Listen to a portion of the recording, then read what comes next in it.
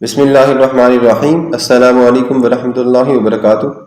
محترم سامعین، آج کی ویڈیو کا ہمارا عنوان ہے اللہ سنتا ہے اور ضرور سنتا ہے۔ حضرت عمر رضی اللہ تعالیٰ عنہ کے دور خلافت میں مدینہ میں ایک گانا گانے والا انسان رہتا تھا جو کہ گانے گایا کرتا تھا۔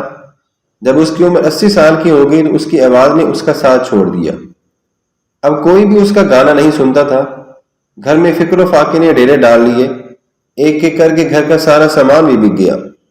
بالآخر تنگ آ کر وہ شخص جنت البقیع میں گیا اور بے اختیار اللہ کو پکارنے لگا، یا اللہ، اب تو تجھے پکارنے کے سوا کوئی راستہ نہیں ہے۔ مجھے بھوک پیاس نے میرا مار ڈالا ہے، میرے گھر والے پریشان ہیں۔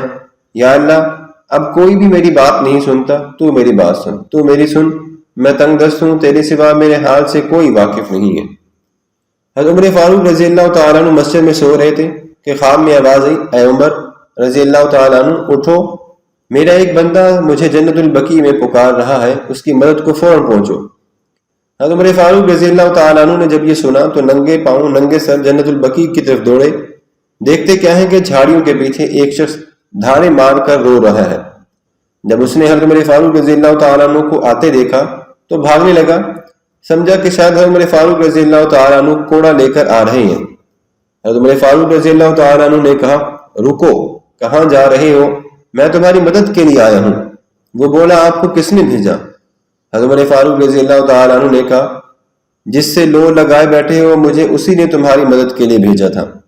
یہ سننا تھا کہ وہ شخص گھٹنوں کے بل گرا اور دھاڑے مار کر مزید رونے لگا اور کہنے لگا، یا اللہ، ساری زندگی تیری نافرمانی میں گزار دی، تجھے بھلائے رکھا، یاد بھی نہیں کیا، پھر بھی تو نے ہمیشہ روٹی دی، کھانے کے لیے بھی دیا، اور میری مدد کو اتنے عظیم بندے کو بھی بھیجا۔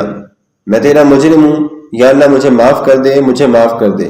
یہ کہتے کہتے وہ انسان مر گیا۔ حضرت عمر فاروق رضی اللہ تعالیٰ عنہ نے اس کی نماز جنازہ پڑھائی اور اس کے گھر والوں کے لیے بیت المال سے وظیفہ مقرر کر دیا۔ بحوالہ حیات الصحابہ، بے شک اللہ بڑا ہی غفور الرحیم ہے۔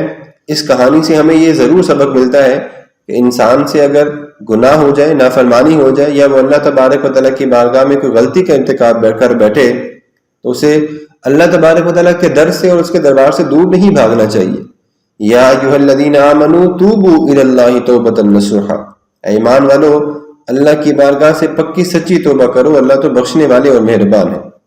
تو ہمیں بھی اپنے گناہوں کی ہر دم اللہ تبارک و تعالیٰ سے شرمندہ ہوتے ہوئے گناہوں کی معافی مانگتے رہنا چاہیے۔ اللہ عمل کی توفیق عطا فرمائے۔